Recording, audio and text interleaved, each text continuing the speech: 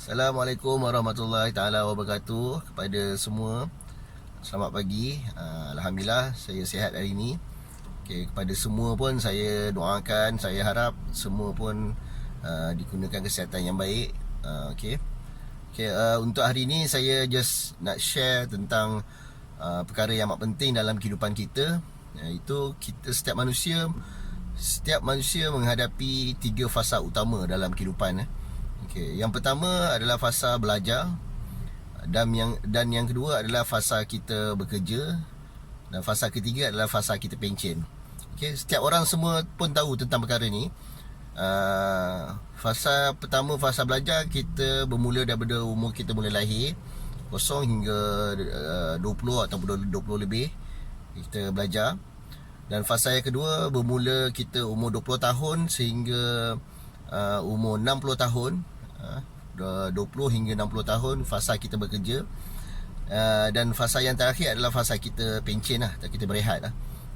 Berumur 60 hingga, insyaAllah kalau kita dipanjangkan umur, mungkin 70 atau 80 tahun lah.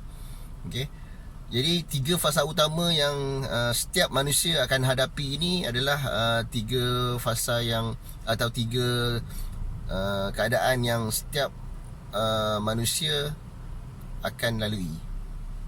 Betul lah tu. Jadinya tanpa kita sedar, sebenarnya fasa yang paling lama kita hadapi adalah tempoh, itu fasa yang kedua, tempoh 20 hingga 60 tahun, lebih kurang dalam 40 ke 30 ke 40 tahun lah kita bekerja. Dan untuk tempoh yang kedua ni, fasa yang kedua ni juga kita melaluinya lama, dan kita menghadapinya dengan menghadapi pelbagai kejadian ataupun pengalaman. Banyak yang berlaku dalam kehidupan kita ni ketika kita berada dalam fasa yang kedua ni lah, iaitu fasa bekerja. Pertama, mungkin masa kita berada di fasa ini, kita mula bekerja dan kita mula membeli aset-aset, ataupun mungkin kita membelikan pelbagai benda lah, contohnya kereta, rumah, dan juga mungkin kita ada beli-beli aset-aset kita yang lain, mungkin tanah ataupun emas. So benda tu berlaku dalam tempoh fasa yang kedua ni lah.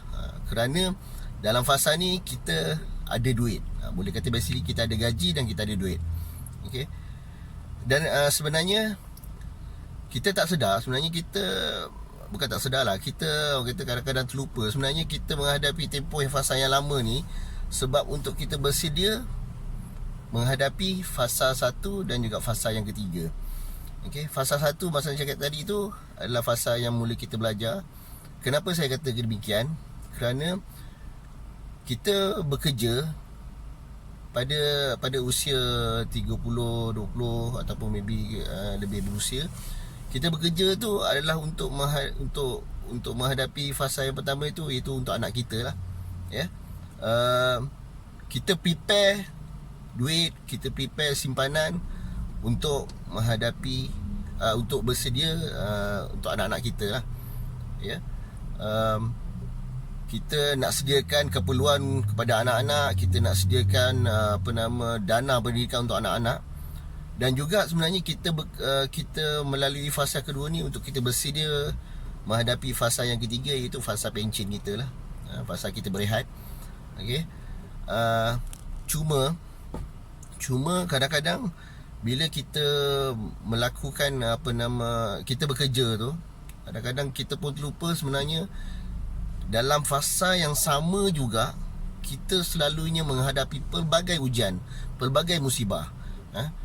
Time tu jugalah kereta rosak, time tu lah juga mungkin rumah perlu repair, time tu juga sebenarnya kadang-kadang kita ditimpa pelbagai masalah kesihatan. Itu kita tak dapat nafikan, mungkin cepat, mungkin lambat, tapi majoriti orang ataupun manusia menghadapi masalah yang sangat berat ketika berada di fasa yang kedua. Jadi kita bayangkan, kalau tempoh kita mula menyimpan, kita bekerja, tapi dalam masa sama kita juga menghadapi pelbagai masalah, berat atau ringan, itu bergantung pada orang lah, takdir masing-masing. Tapi setiap orang akan ada menghadapi situasi ni, Kalau mungkin kalau kita menghadapi masa ataupun musibah ataupun hujan yang lebih ringan, mungkin kita masih boleh selamatkan lah.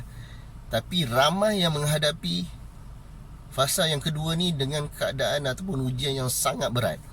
Dan ramai juga yang tidak bersedia. Okey. Terus terang, saya sendiri pun cakap, kadang-kadang saya sendiri pun terlupa ataupun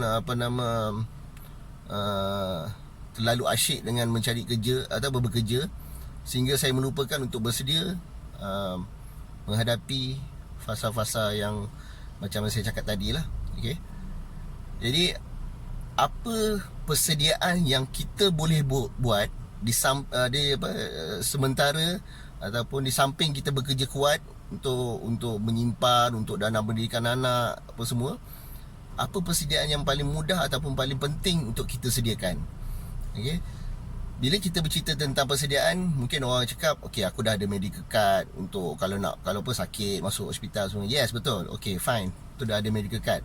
Tapi bagaimana saya beritahu situasi? Contoh, ini contoh situasi yang mungkin berlaku pada ramai orang.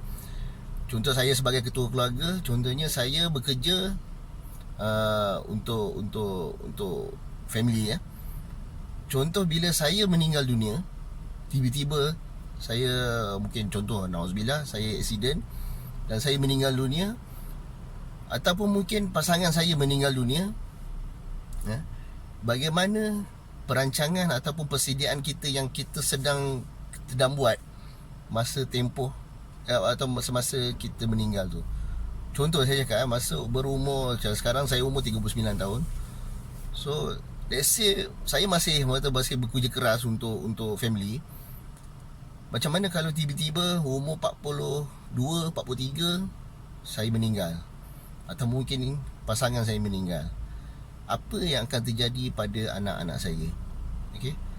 Sedangkan diorang masih memerlukan kami untuk meneruskan pembelajaran, dan diorang memang masih dalam tempoh belajar lah masa time tu. Mungkin 5 tahun, 4 tahun akan datang, diorang masih belajar. Mungkin diorang nak sambung belajar ke universiti, IPT, tak kisahlah, dalam ke atau luar negara. Which is kita tahu semua memang kos pendidikan memang sangat tinggi, dan kita pun tak tahu lagi 5 tahun, 10 tahun akan datang, adakah lagi subsidi-subsidi yang sekarang masih ada, adakah lagi PTPTN, pinjaman.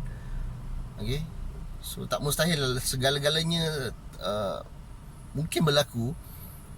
Jadi kita kena bersedia. Jadi apa persediaan kita?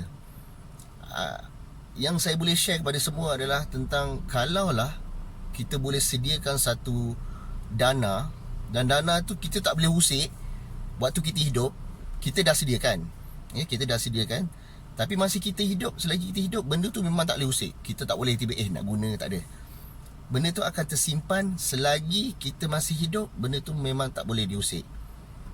Okay. So kalau just in case berlaku kematian pada kita, yes, dana tu akan ada, dan kita boleh, benda tu akan boleh diserahkan kepada mungkin anak kita lah. Jadi benda ni saya boleh cakap ataupun mungkin bukan meninggal lah. Contohlah, kalau kita berlaku sakit kritikal yang menyebabkan kita tak boleh bekerja, dan benda tu berlaku dalam tempoh fasa yang kedua ni juga. Jadi kalaulah berlaku tempoh, contohlah saya sendiri ditimpa sakit yang sangat kritikal, dan saya masih hidup, saya tak boleh bekerja, dan macam saya cakap tadi tu, anak-anak saya perlukan saya lagi untuk sambung belajar apa semua.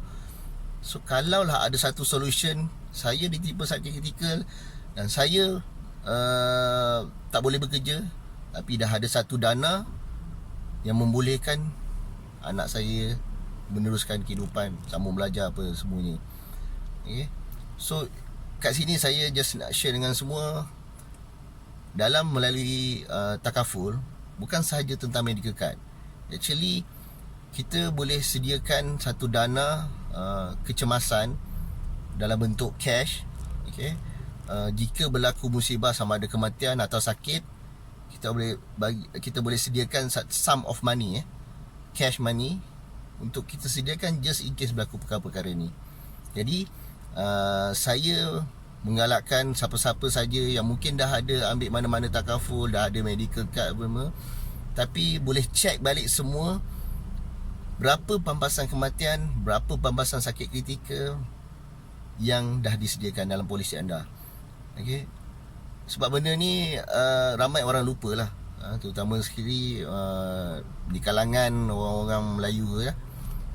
Memang ramai orang dah ada medical card, tapi sangat sikit orang yang sediakan pampasan kematian yang mencukupi dan juga pampasan sakit kritikal yang mencukupi.